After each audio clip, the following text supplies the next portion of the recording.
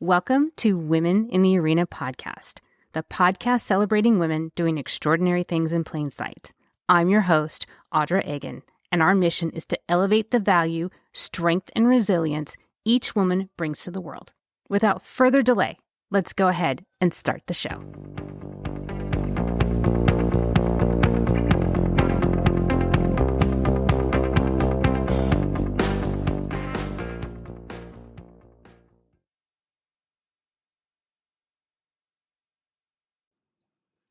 Welcome in, everyone. I'm your host, Audra Egan, and this is the Women in the Arena podcast, where we are celebrating women doing extraordinary things in plain sight. Today, we have another fascinating story that I hope that will inspire you, encourage you, and put a little bit of positivity into the world. So grab your headphones, grab a cup of something, and let's go ahead and start the show.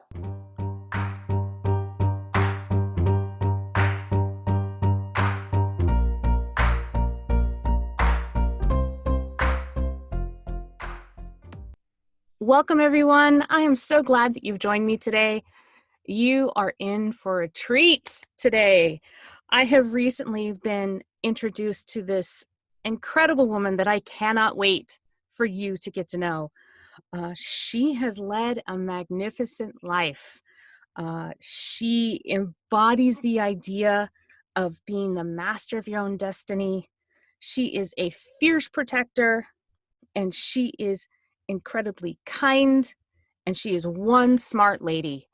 And with that, I am pleased to introduce you to Mary Ellen Hickman. Mary Ellen, please say hello. Audra, thank you so much for inviting me to participate. I am absolutely thrilled to be here. I am so glad that you're here. You have a fascinating story, and we will dive into it. But first, before we jump into your story, would you mind telling us a little bit about yourself and allowing us to get to know you a little bit? Thanks, Audra. Again, Mary Ellen Hickman. I run my own marketing strategy consulting firm. I've been doing that for about 14 years, and my job is to increase profitability for small businesses. I do that now. I've had an interesting career in corporate brand management. Before that, I went to business school, and before that, I ran my own business I ran 2 different businesses in Ukraine. And that is where we're going to start. So I'm getting a little ahead of myself, so let me step back for a minute. First, you went to Georgetown to study language. So tell us a little about that, which language you studied and what your aspirations were to do with that type of degree. So way back when I was 17 and 18. I think I was 17 years old when I read a New York Times article about Russia. It was incredibly, there was an entire spread. It must have been in one of maybe the Saturday or the Sunday New York Times, this incredible spread, so well researched. Several journalists went into detail about, here's the former Soviet Union, here's Russia in particular. I was absolutely fascinated, and you could see it was well researched. You could see it was as objective as possible, and you could still understand that if you went over on your own, you would see something different. I got hooked. My father said, study what you love. One additional piece of advice I would give other people is get a minor in something that's very practical. but I followed that, study what you love, and I particularly loved languages. And so I chose Russian. So you studied Russian at Georgetown. You went to a Ivy League school where everybody walking amongst the campus are geniuses, and you picked Russian. So you picked a really easy path for yourself right off the bat. So Georgetown is definitely one of the top schools for language. And so I figured if I was going to pay for the education, which I'd been, desperately saving for since I was little, I would I'd go to a school that was known for its languages. It's known for being particularly good in teaching Russian, and it is. But I was absolutely shocked to find out when I got to campus and I was all excited. I'm like, ooh, living the dream. I was in a class of, I think it was about 33 people for my intro to Russian class. And only 3 of us had never taken Russian before. There was a student there who'd studied it for 4 years in high school, somebody who'd had a full year of it in college. If you couldn't pass the placement test, you were in Intro to Russian. So we learned the entire Cyrillic alphabet in the first week. I was expected to know it after that. So wait, hold on. Okay, hold on. I need to get this clear. So you decided to go study Russian at the most critically acclaimed university for languages, and you'd never studied it before? No, I was very young, Audra. I was very young. So now Georgetown is it's one of the top schools. It's probably not the top school, but it's definitely one of the top schools. And no, I learned French and Spanish. I'd picked them up both fairly easily. I was used to being, a top performer in my high school. That's great. And then I got to school, and just like you said, you're rubbing elbows with all the really smart kids, and suddenly you're one of 3 who is behind, and you've never seen the language before. Absolutely. That indeed was my choice. And it made for a very interesting first semester. I don't think I've ever studied that hard in my life. Of course, until I went to business school. But that first semester was a bear. So this is clearly setting a path for your life, because you choose something really, really difficult that you'd never done before. And remember, I started this intro as you being the master of your own destiny. And that is a shining example of something that you did at a very young age, which has most assuredly carried throughout the rest of your life. So you finish your first semester of school, and you're studying your Russian. What did you want to do with your degree? So again, at 18, I had some very limited ideas of what one did after college. I didn't really know. I'm not kidding you. I went to school, right? Like, Georgetown is not inexpensive. I got all my, scholarships and financial aid. And I assumed I had 4 years and I would figure it out. Maybe I would teach. Maybe I would work overseas. Right? My first year, I got recruited, no less. I joined Army ROTC. They're very interested in Russian speakers. I thought maybe I'd have a career in the military. Again, maybe I'd teach this. Maybe I would work overseas. Maybe I'd work for a nonprofit overseas.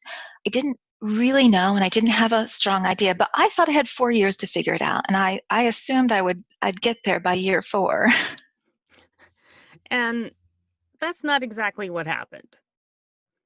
So by year 4, and you were staring graduation in the face, where did you find yourself? So at year 4, at the beginning of year 4, I had competed for and won a slot to study for a semester in Moscow. And at Georgetown, what happens with that is, unless you they won't even allow you to apply to study overseas in Russian until you've had 3 full years, and you have to pass a series of tests, and it's competitive, and you have to have a certain foundation of the language. So I felt proud of myself. This is great. I won the thing. This is the thing I always wanted. Now I get to study abroad.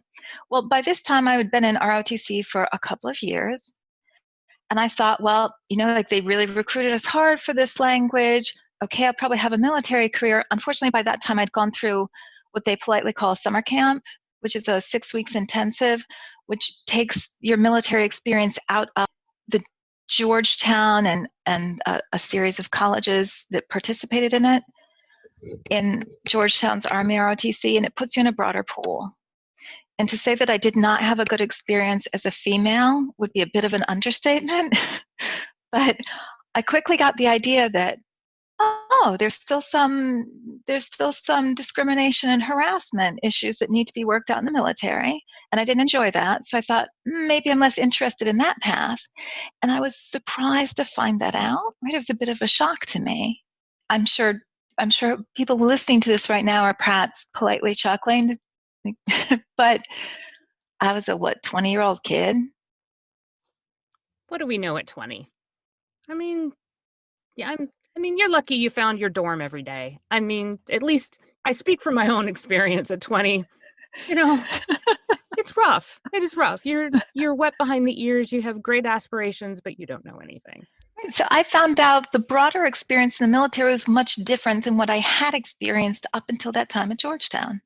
And I didn't like it. Okay, so we X'd that path off, but I didn't have a backup plan. And I was heading overseas. Okay, I figured I'd figure it out when I came back.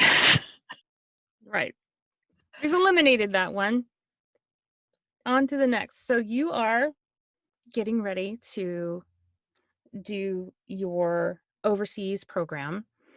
And how did that go? I loved it. Your entire world changes the moment you land in the airport. It's like at that time, because that would have been in 1990, it's like being transported back to what I personally thought of at that time, could have the era completely wrong, the 1950s. It's like everything became black and white.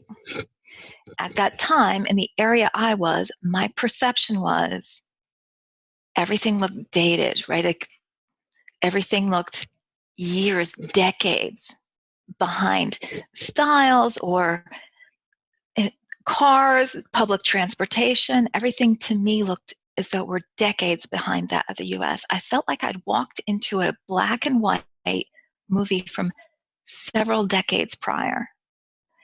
And so what right, like it's easy enough. You're with, like 15 other students, so you got a place to live. You show up, right? Like you've got a place, you know where your school is, you walk to school every day, that's great. But you have to figure out how to live there. And living over there is a little different than this country. You have to figure out how to buy food. And I politely called it the time of no food. The time of no You would stand food? in line. I call it the time of no food. You have to stand in line typically for between 1 and 2 hours to get an item of food. An item. So you're saying one item. Eggs. Today you get eggs.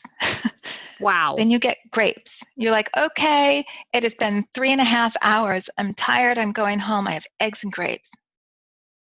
The locals knew the system better. The locals had people who lived out in the country who grew food and brought it in. The locals understood how to stand in line and the culture of standing in line. Foreign kid with no ration coupons, because we didn't have any, trying to figure out how to buy stuff with imperfect Russian.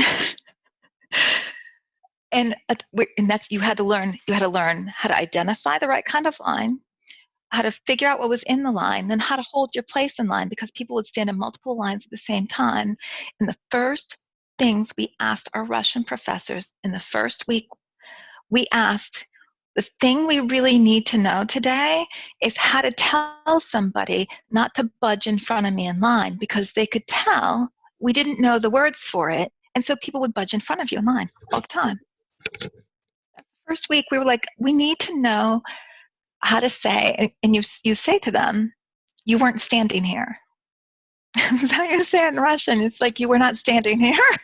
We learned, it's the first thing we all ask, like, how do we do? Everybody's just walking in front of us in line all the time. And then they could tell we don't know what to say to them. So they just look at us and stand in front of us. Wow. What a culture shock. That's, immediately. That's what we learned. Shock. Well, you learned survival right away. So you have this phenomenal experience of your overseas exchange program in Russia, and you're graduating. You made an interesting decision that I think really changed the trajectory of your life. Um, would you tell us a little bit about you graduated and what you did next?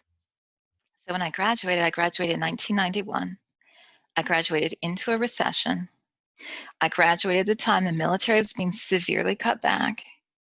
Even if I wanted to take a right, like even if I wanted to pursue the military, if I wanted to change my mind, sorry, it was too late. The jobs that were on, you watch us all apply for jobs. At the most, you would be offered a low end admin assistant position. That's the absolute best job you could expect. Great. Um, I looked for and found, I was looking for other options, and I really wanted to use my Russian. I wanted to go back. I wanted to go back and live in country. What I found was I found an educational exchange headed by a Ukrainian American, and they needed an office in Kiev. And I was told, hey, we're sorry, we don't have funds to pay you, but I promise you will be reimbursed. And I promise that if you get us a grant, like the first thing we're going to do is make sure you get paid. So I took it and I went to, I packed my 2 suitcases and my carry-on, and I had a phone number. And I was put on a plane. Well, I got myself to the plane with my suitcases and my phone number in my pocket. And I was told, don't worry, somebody will meet you. And this is back in the day before everybody had email. So email was only receivable at that time we could only get access to it from friends, like from associates. That the head of this organization, tiny little organization, there were just 2 of us, guy who started it and me.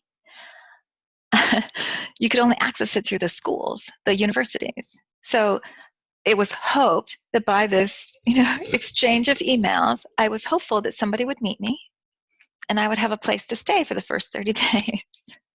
So I went over with a phone number, the hope of being met, and I showed up in Kiev with my little suitcases. So you left the country, went to Ukraine, 2 suitcases, phone number, and hopes that somebody would meet you there. Didn't know anybody else, had only the funds that you brought with you, and was just hoping that everything would be okay, because those were your options. Because in 1991, your options to stay in the US were limited. With your higher education, the best you could hope for was an admin. So, given the 2 choices, I understand why you chose the Ukraine. Like, I decided, look, right, I've studied this. This is what I really want. And yes, I hope I will be met there, but I decided I'm going to figure out how to make it work. Like, I know I'm taking a chance. I know it might not, I know I might not be successful. I know it's a risk, but this is what I really want to do. And I'm going to try it. And I'm going to see if I can make it work. So you fly for, what is that flight, 19 hours? It's not that if you do a straight shot out of New York, I think it's 9 or I think it's 11 hours maybe on coming back, but it's actually a fairly relatively easy shot at about 9 hours. So it's still an all-day flight. You get to the Ukraine, you land. Is there anybody there to greet you? Yes, I get met by, random person, right person. I just remember being thrilled. Like, don't care. I have found the people.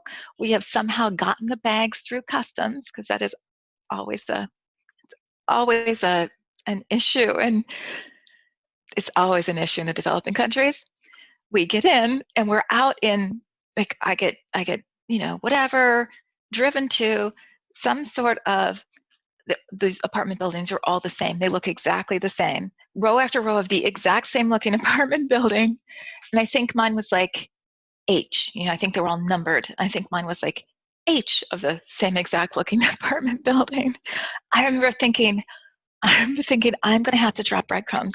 I will never, like, these all look the same to me. How am I ever going to find my way home? Oh my goodness. But I had it. I was there. It was a place to stay. The people had met me. I was right, and we made arrangements to, like meet at whatever time. I spoke the language well enough. Done. I'm in. I'm on my way. You're thinking, great, this was fantastic. Everything is good so far. So you find your apartment building and you're like, great, I'm here. Then what? Well, okay, so I figured out my job was to make arrangements with a local university because it was an educational exchange. We're going to set up a program. You have to coordinate with a local university. You have to set up a curriculum. You have to set up an exchange program. Conveniently, I'd been on an exchange program. Also conveniently, most of my family's in education. Right? Very conveniently, I just stepped out of university. Right? So right. I'm like this in my wheelhouse. I will take what you take what you learned, you reapply. Excellent. And I did. I know how to be nice to people. I know how to create relationships. I know how to find common ground. And I was introduced to some great people, and we set up a strong curriculum. I learned how to write my, first grant proposal, and we got it. We got it. So I thought I was all set. So far, it sounds really successful. You were accomplishing everything that you had set out to do when you got to the Ukraine. And then the organization basically went under stateside, and I was told I would not get paid and I would not receive any reimbursement. But thanks for winning the grant for us. Let me back up here and say you're in the Ukraine by yourself. You're 23 years old, fresh out of college. Thank goodness you speak the language. You go to set up an exchange program, and your company that you went there to do this exchange program for goes out of business. So you don't have any reimbursement, and you are in the Ukraine. So are you stuck? Are you stuck there? So I got stranded, and what you see later, or you see as you go through this, it was not an uncommon thing to do to us on occasion. If you have less, I'll call them less ethical people, they would occasionally decide like, oh great, this person got it all set up. Well, they can't touch me because they're too far away, so I'm maybe going to forget to compensate them. It would on occasion, you'd see it happen in the expat community. And I learned that later on. But okay, like for me, it was the first time going through it. Whatever. Not whatever, but I mean, I was not very happy about it. And I knew I was there. I was alone. I was now down a certain amount of cash that I'd invested. It was not going to come back to me, and I knew it. And I could either run back to the States with my tail tucked between my legs and say, you were right, my risk did not pay out, and I could re-enter the same job market that I had just left, which I understood meant there are very few jobs, and good luck finding something where you can use your language. Well, I was already in Ukraine. I was already there. The country, the former Soviet Union, had just broken up within basically 6 months before, and everybody in the country wanted Western goods. I figured, I speak the language. I've been here 6 months. Like I know a little bit about, right? I know a little bit about, right? Like I understand the market economy. And so I taught myself how to import they wanted Western goods. I taught myself how to import from Europe. That's fantastic. So what kind of goods were the Ukrainian people wanting to get their hands on? So you would think, what I thought is, I thought, well, there's definitely a little issue with the quality of food. So I thought food. I thought consumer packaged goods. And so I had all these different, right? Like I lined up this whole set of suppliers of, consumer packaged goods, basically. So, things you would typically find in a grocery store. Every meeting I went to, I they'd look through the list. They're like, okay, that's great. Like you get the list, you translate them into Russian. And at that time, Kiev was very much a Russian-speaking city. It was primarily a Russian-speaking city at the time. You translate into Russian. Every meeting you go to, they, people read through and they're like, this is very nice. Do you have alcohol or tobacco? Every meeting, again, you're still a kid. You're thinking, I don't want to bring over alcohol and tobacco. I want to bring the good food products. You learn very, very quickly the market would like something else. Would you like to adapt to the market, or would you like to fail? We brought in alcohol and tobacco. We did bring in, right, like you could also sell chocolate and soft drinks. But really, they wanted alcohol and tobacco. I learned how to import alcohol and tobacco. I had a whole list of suppliers of alcohol and tobacco. And I learned how to bring in alcohol and tobacco. That is amazing that you went, okay, I'm here.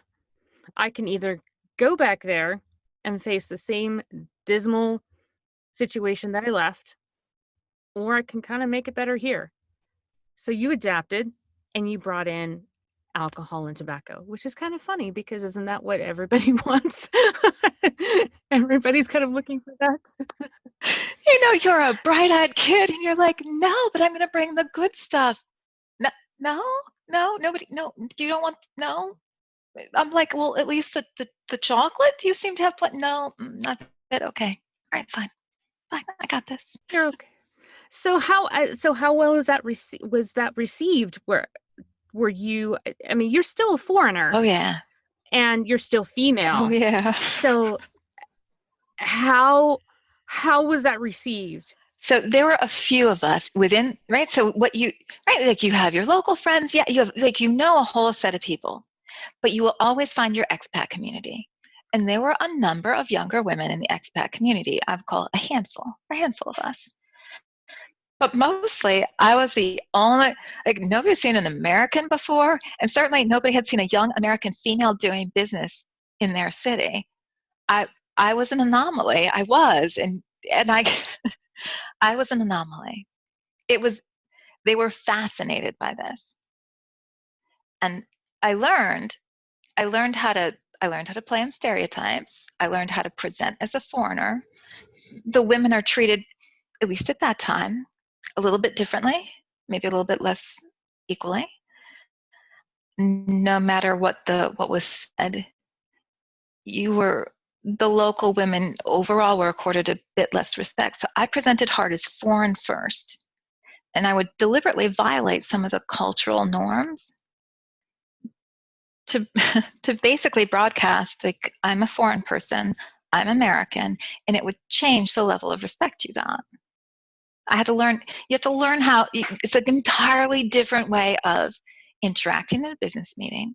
It's an entirely different set of skills to build the relationship, and then the negotiations are completely different. And very often I would have somebody look at my things, right? Like you bring samples, you've got your list, and you got your business suit on, you're all professional, and they would look at them and they would say something to the effect of, these products you are showing us, they are of low quality. These are terrible. These are awful. Who would ever buy these things? And the first meeting, I was offended, right? I was offended, so there was no sale made, right? I was offended. I left, whatever. The second meeting I was like, oh, this is a cultural thing. Do not be offended, right? You have to, and you learn this, right? You learn it from the ground up, step by step. The first time you're offended, okay, I can't be offended. All right, good, now I know. This is what I need to do the second time. Oh, the second time I made this mistake. Okay, don't make that mistake again because that ruined the deal. Again, I never brought goods over. This was all new to me. This is an entire new set of experiences, and you have to learn fast. Otherwise, your business isn't going to go. So you have to learn it, and then you have to be very adaptable. And you just have to, you get very used to screwing up. It's not fun to not know what you're doing. And you just have to keep putting yourself out there. And you're like, okay, all right, today, apparently we do not do this other random thing.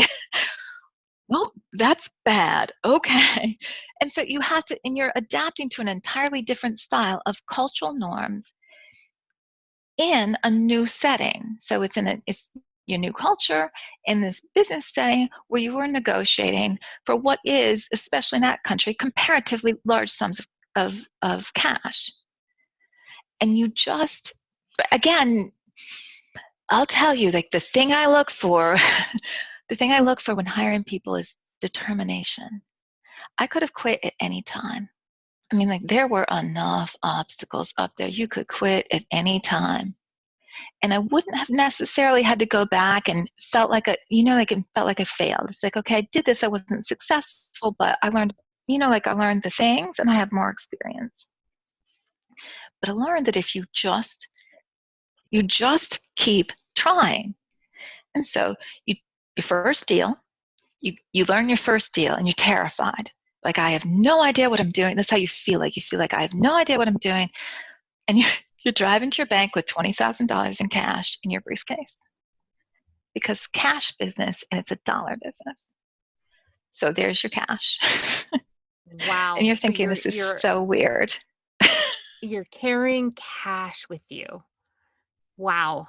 I mean, if it's not intimidating enough that you're female in the former Soviet Union doing business with solely men, I'm going to assume, and now it's a Oh, cash business, primarily, you yeah. have to transport cash around this Uh-huh. city. Yep. And then, because there's no legal system, there's a strong mafia presence.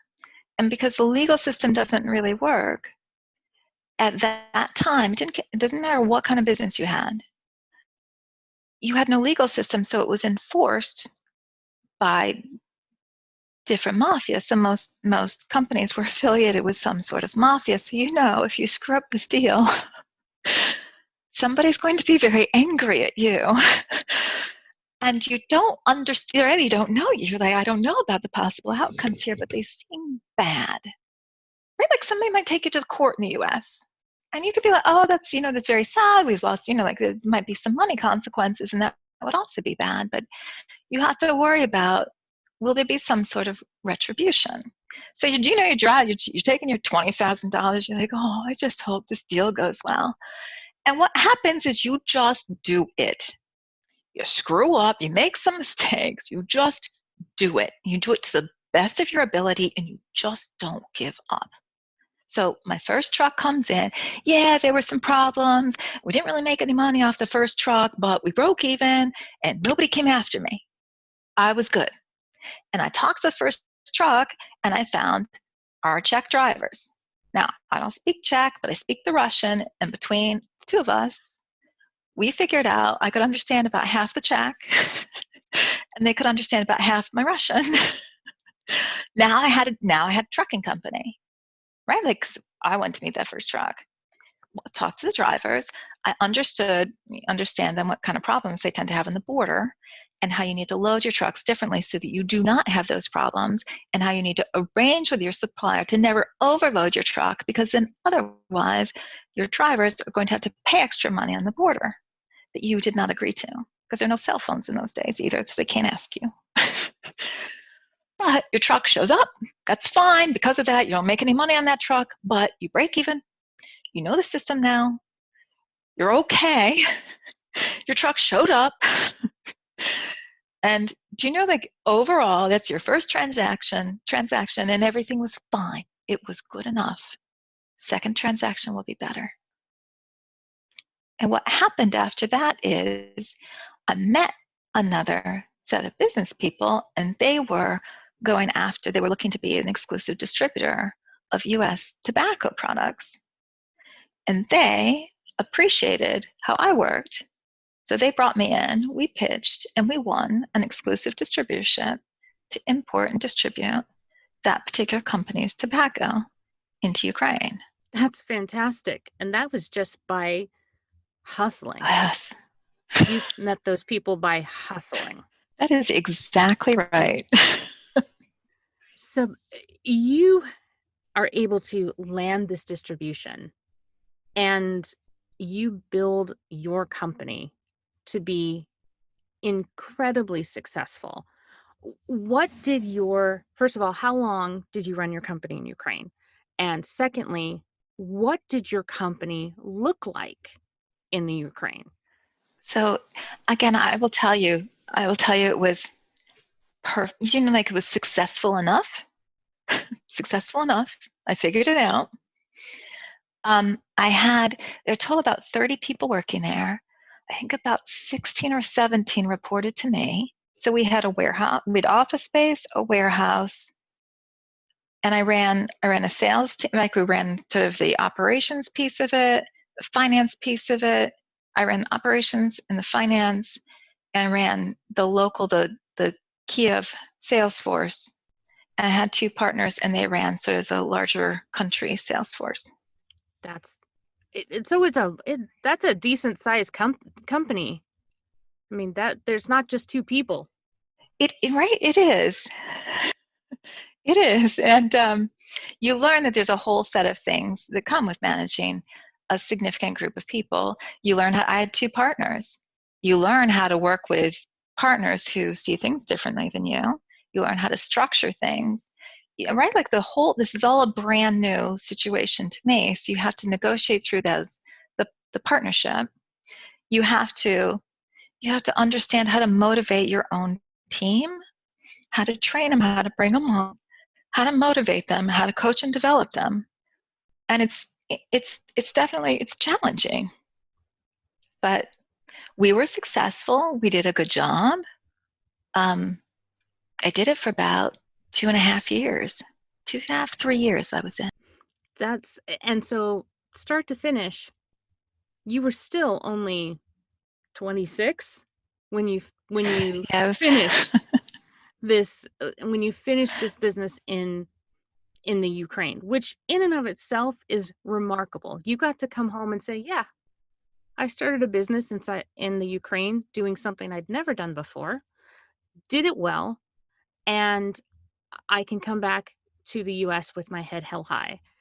And I know that you then went to business school and jumped into the corporate world.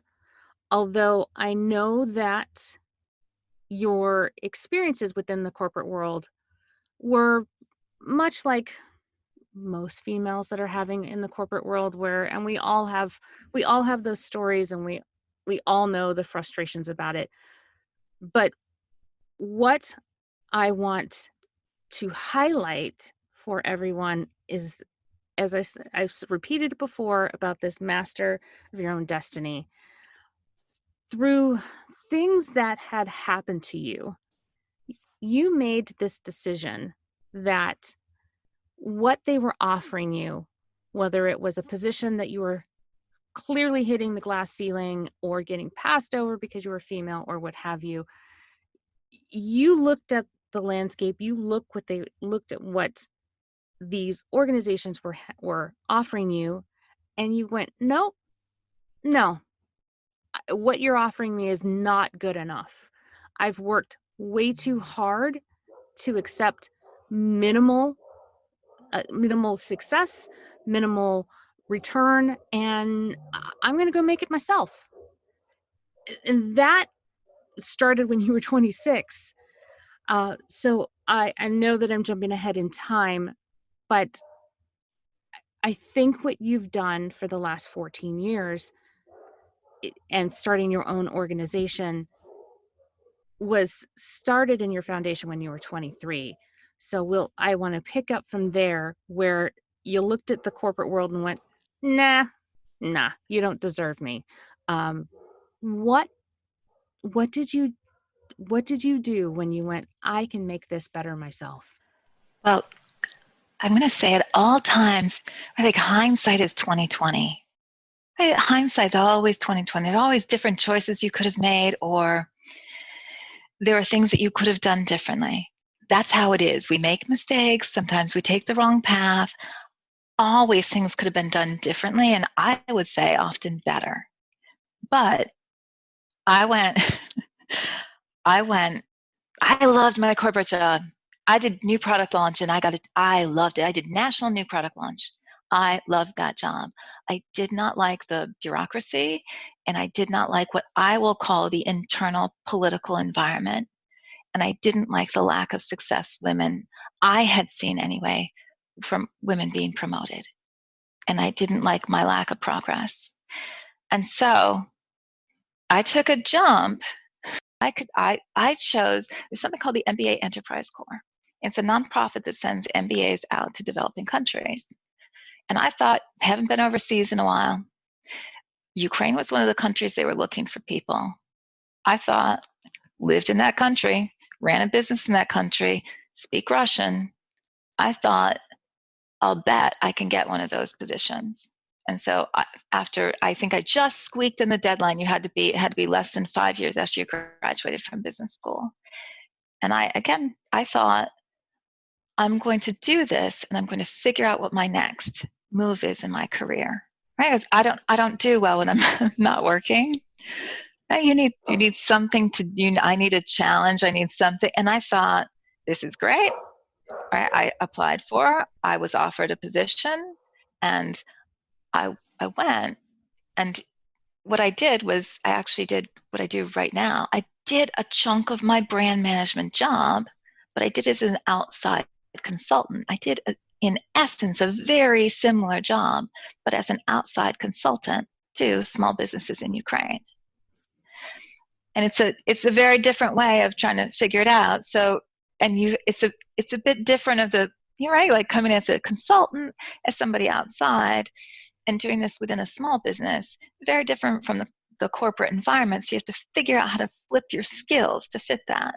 You did it. You took everything, absolutely everything. You took your experience of starting a business in the Ukraine at a very young age and your successes and failures with that. You took your business school know-how and your experience as a brand manager here in the US for US corporations. And you took that to the Ukraine and you just tweaked your skills. I Tweaked it figured it to out. fit you figured it out. That's the theme, is you figured it out. So again, you make whatever missteps, you learn that even in, like now the country's very different now. I was in an office led by, there were a couple of other Americans there, but mostly, right, I've had mostly Ukrainian consultants. And the leadership was maybe not as strong as I was used to. And I could do my job very easily. I was given all of 3 clients. It's not a difficult job to manage 3 clients. So I took that. It's fewer people to manage. But you have to figure out how to apply your skills. And then what they're asking you for, these skills, even though brand management is very much this general management with expertise in advertising and marketing. That's what brand management is. General management base, expertise in advertising and marketing. Okay. We got asked what they needed a lot more with basic business administration skills. Setting strategy for these companies, setting strategies even for the consultants on other teams within my own organization. You took a lot more of the business admin skills. You had to dredge them out of your head from 5 years ago. You're like, I got this. You talk to people, right? You're like, okay, all right, so let me build a pricing model. Okay, right? I have to teach people how to do activity-based costing. Well, I had a class in that back at Darden at UVA. Okay, you learn very much how to. It's very helpful to have a good memory. You've got to pull things out of your head. You've got to pull those past experiences out and figure out how to reapply and figure out how you can use those to build a foundation to make that a successful job. And I was coming in as an outsider. So first of all, these local companies did not want us. They did. We weren't really all that welcome in the local company of the Ukrainian consultants, because I was there with one other American consultant because we were too productive. We worked too fast. So you get done with your work too quickly, and like in comparison, the rest of the office was maybe Didn't look so good. So they ship us out to Kharkov, which is the second largest city in Ukraine. And and the office out there didn't really want us either. So they put us in a room by ourselves. And then we were sent by the Kiev office, like, well, are the local people helping you? And you can't really say, not really. Basically, we're locked in this room on our own, and they don't really like us, and they don't know what to do with us. And you can either be unhappy about it, or you can make it work. So what the office in Kiev would do is they send out a team, and you'd be sort of like you're part of the team. Okay, great. And they're out in Kharkov, which if you're from Kiev, you maybe see as maybe not the largest city in the world. See as a bit of a step down. So you're there, and they're pitching, because it's a USAID project, they're pitching free consulting services by this foreign woman. And so any smart business owner, that's what I would do. Somebody pitches that to me, I'd be like, that's great. But is this even going to be worth my time? Like, I'm busy. I have a business to run here. So the first thing you had to do is you had to overcome how it was being pitched by the local Kiev consultants, because nobody trusted them. And then I was a foreign person. And like, we're in Kharkov, like, we've never even seen you know what I mean? That's not, but I mean, there are a handful of Americans out there. We've never seen them. So I still remember sitting in a business meeting, like 8 of us around a table, and like 3 from the local company and like 5 from the consulting team. And I speak Russian, and Kharkov, they speak Russian more commonly. It's more common to speak Russian. And and the business owner says, he basically says, how do I know this is going to be worth my time? I get you that, because the Kiev consultants were like, but she's free, just take her. Like, you've got a free set of hands, just take her. And he said, you require me to do some extra stuff for you. How do I know she's worth it? And so I politely just answer him. I say, you don't. He said, you don't. You have to figure out, I said, I completely understand that. You have to figure out whether or not I'm smart enough to provide good advice that helps grow your company. I said, you're absolutely right. Of course you're concerned about that. You do not know. You have right? We have no history. You don't know me. We've never worked together. And plus, I'm an American person. American person, and once again, yes, female. yes. And you have a male business owner saying, what does she know? Yes. And so I told him, he's right. You're 100% correct. Of course you should worry about that. I guess you're going to have to figure out whether or not I'm smart, whether or not you think I'm smart enough to do a good job for you. And you watch him, and I wasn't rude about it. I'm very polite. Like, and my Russian is very polite. I'm very polite about it, but I addressed his question directly. He was 100% correct. He did not know, and these are valid concerns he should have. And I didn't try to sell him. I acknowledged it. I hear you, and I understand you run this company, and you have to make this decision. And I watched him sit back. Sure enough, that was my first client. We're in. Yeah. But yes, that's what you faced. No kidding, because they were doubting you. They're like, what does she know? Foreigner. She doesn't know anything about me or my business or my country. What does she know?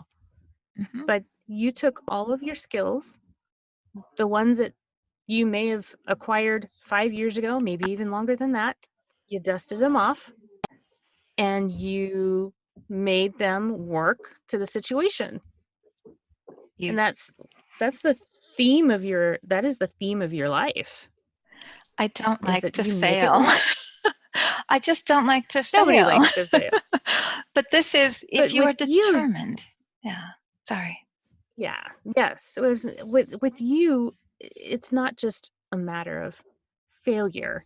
For you, I think that you use everything you've got, everything, every skill you have, and you will maneuver it and shape it to whatever you need to fit the situation, because you want to get closer to success. And what I'm hearing from you is that you're not afraid of failure. You're afraid of quitting and failing. Yes. Yes. Thank you very much. Yes. Yes. And because what you've described, what happened to you in the first time when you were in the Ukraine, the second time is that you tried and failed and tried and failed all the time, but each time that you had an experience, you're like, well, that didn't work. You changed it and you tried it again. And I think that is, yeah, that's the essence of being the master of your own destiny. Because, and like I said before, you looked at what was offered to you and you went, nah, not good enough. I'll change it and make it my own. And it takes a lot of work. So I don't want to minimize that, but you figure out if you are determined enough, you can figure out just about anything as long as you don't quit. That's what you learn. It's Oh my gosh. Mary Ellen, that what you just said is one of the most amazing things that everybody should write down right now. Say it again, because I think that most definitely should be repeated. So please say it again. So I want everybody to write it down and put it on your terminal on your computer and look at it every day. if you are determined enough and you just don't quit, you can make it work. You will find a way to succeed. And I'm not saying that that doesn't hold true in 100% of the situations. One of the hardest things for me to do was to learn when I actually should quit, when I should not pursue something. And I'm not saying that I didn't know that before, but you have to, that's something you need to fine tune. And I learned quickly, way back on that first time in Ukraine, I learned that my rough percentages were, because mine is keep going, keep trying, right? Like that's how I usually approach. And it's not that I try to run through things, but that I will continue to try different approaches. And I learned that 75% of the time it worked, and 25% of the time it didn't. And yes, you can learn exactly what it is about when you need to quit. And I'm much better about that now. But at the time I said, well, good enough odds for me. 3 out of 4. I'm going to learn some other stuff. And I get that my approach doesn't always work, but it works in 3 out of the 4 cases. So that's enough to build on. But it's this, you keep going and understanding sometimes you should quit. Understanding it's hard to tell. Understanding that every situation is different. But overall, if you just keep working on it and you are determined enough, you will figure out a way. That is so amazing. And I hope everybody heard that, because that is one of the whole reasons why we're doing this, is so I can give a platform for people to hear the magnificence of everyday, ordinary women walking amongst us, doing extraordinary things, but living very ordinary lives and doing it in plain sight. And you've done that very well.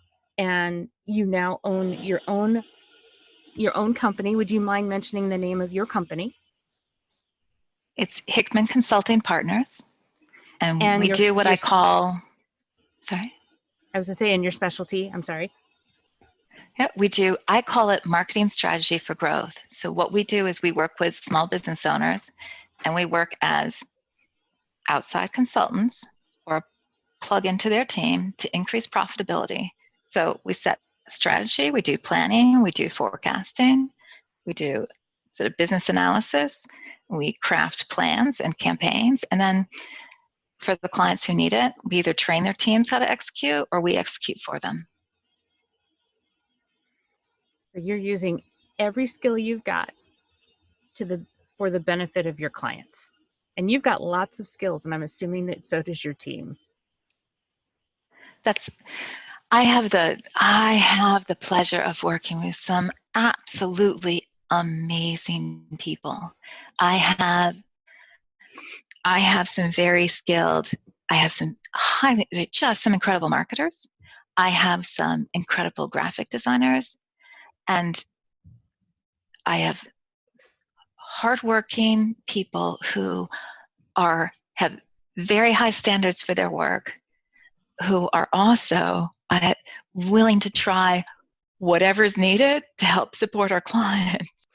We are motivated by getting our business owners paid more, being able to pay their people more, being able to take care of health insurance or 401ks. Like, we are motivated by building like a stronger company that pays out better for the people involved.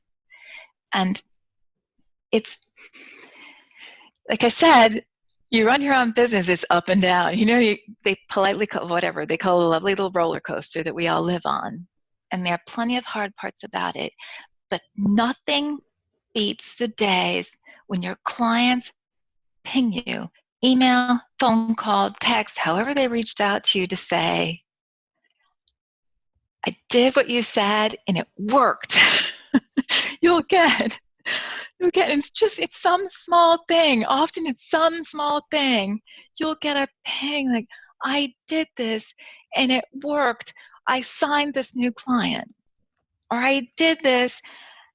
And you could see that they're not saying in their email or whatever, like, I really didn't believe you at first. But you pushed me and I did it. We gently push. And I did it and I got the result.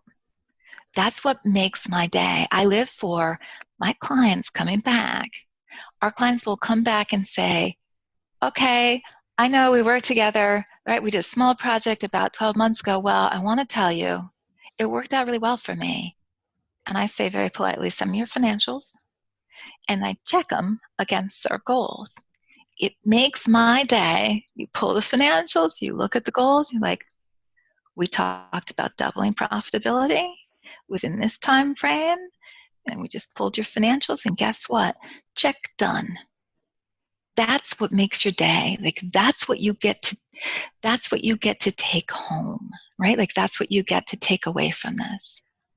Mary Ellen, I love that you have built a company around all of your best skills, and you are offering them to small businesses. You're taking the best parts of you and you're giving it to organizations that can really benefit from it. And I'm so appreciative of you sharing so much of your time and yourself, because this has been such an amazing conversation today.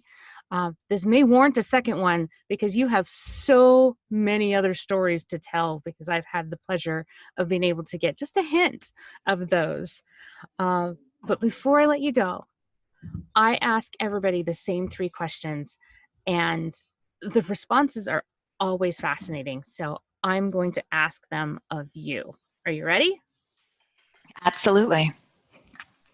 Okay. First question is, what are you currently reading? Audible counts too. So I have recently had LASIK. So I have a harder time. I like reading and I read very quickly. But so I'm on like I'm on the audiobooks now. I'm reading the latest Lee Child. Oh, right. The latest. So you have an escapism book. Oh, absolutely. Like that, other people watch movies or TV. I read. So we do a fair amount of writing as well. And what makes you a better writer is reading well-written, right? Like, the reading makes you a better writer. I read everything. But my personal fictional escape right now, I happen to be reading a Lee Child book. I like authors' first novels. I like fiction. I like a first novel. I like that story that, at least I like to think of it this way, it's been held in that author's head all of their life, like for, I don't know, years. And it's the first time they get to put it on paper. I like somebody's first novel. I've never thought of it that way. I may have to start doing that. That is incredible insight. I'm going to have to repeat that. So second question, What are you currently learning? Oh, there's so much. There's so much. So right now we're in a particularly, right now we've just had a set of protests, riots, right? We're in the middle of a pandemic. I'm learning, I'll probably spend an hour and a half every day reading up on current events, right? And that's again, like if you want to talk about my outside of work learning time, that's what I do. And my job is to understand politics better because I did not realize that I needed to be more engaged. I did not realize that I needed to be more aware of what's going on. And while as a woman, I have faced a significant number of challenges, I need to think about, right? And I'll tell you, a good chunk of our clients are non-native speakers or people of color.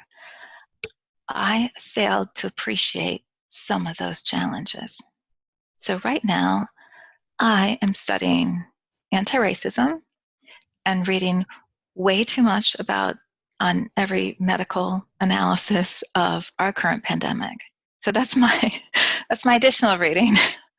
I have a little escape, and then I have a be smart about what's happening right now in the world. I think that that is the right path, is educate yourself on what's going on in the world so you know how to better react to it or be proactive to it. So my last question is, if all of this wasn't exciting enough, what is next for you? Well, I unfortunately have a history of maybe planning a little bit less aggressively in my own life than we do for clients. So what I do periodically here is we apply what we do to our own business. I like to say we get about 10% of it. It's like, oh, can we have a little bit of the good stuff we give out? So really what I'm figuring out is I need to hire. So right now for me, I need to make a couple of hires. So I need to find a couple of good people for our team, because what I need to do is make sure that my goal is to have, it's a very small goal, I feel, is to have a little more time off so I can take a week of vacation. I'd like to take a week of vacation at a time, maybe twice a year. And my goal is strengthen my team so that we can have a little bit more flex and a little bit more coverage. And I have one of my team members who will be going on maternity leave, and I need to make sure that we cover her well so that we can bring her back on with the right timing and at the right level of effort so that it fits her, so that she comes back in at the right time for her. So next for me is hiring a couple people, building out my team a little bit more cross-training, and then kind of setting us up for a more robust structure internally so that we can better, it really is so we can better support each other. I think that that is indicative of your entire life, is making it better, not just for yourself, but for everybody else around you. And having a goal of going on vacation is a great goal. And it's, and I know our busy lives, it's terrible that we have to make that as a goal, but you are at least making that as a priority so you can take care of yourself. So then you're better equipped to take care of other people. I think that that is one of the best goals. So it has been a true pleasure speaking with you today. I again thank you for your generosity of time, your generosity of spirit, and being so open to revealing everything, your successes, your failures, your triumphs, your crash and burns. Thank you so much for doing this. I truly appreciate it. And I look forward to doing this again with you next time. Audra, thank you. It has been an absolute pleasure speaking with you. And thank you again for setting up this series of podcasts, because I will be listening. I appreciate that very much. Thank you, everyone that's been listening. I appreciate your time. I hope that we've earned it today, and we will see you all again next week. That's our show today. Thank you so much for joining me, but before I let you go, I have 2 items of business that I must get out there. Number 1 is I want to talk to as many women as possible. So please, if you know someone or you are someone that is ready to share your story, please hit us up on our socials at Women in the Arena on Facebook or Arena Women on Instagram. Next, I have some giant, big fat thank yous that I need to extend out there. Number 1 is to my guests. Without you, there is no show. So thank you so much for your generosity of time, your willingness to be authentic and completely vulnerable and share a piece of you with us. Next is to my audience. I appreciate and am grateful for your gift of your time, and I hope that you have used it wisely with us. Next is to our composer of our intro music, that is to Star Diva, who's incredibly talented. And last, but certainly not least, is to my producer, my number 1 son, my son Gavin Agan. Without you, this show is just a bunch of ramblings and recordings that don't make any sense. Thank you so much for everyone who's joined me, and I look forward to seeing you next time.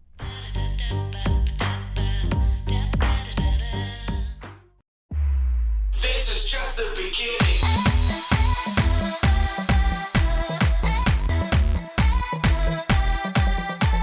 That's our show. I am so grateful for each and every one of you and your unwavering support and your continued belief in this movement that has become much bigger than me, much bigger than just a podcast. It has become this forward momentum that we are all doing together. If you are ready, or you know somebody that is ready to tell your story and share your value with the world, please connect with me. You can reach me at audra@womeninthearena.net.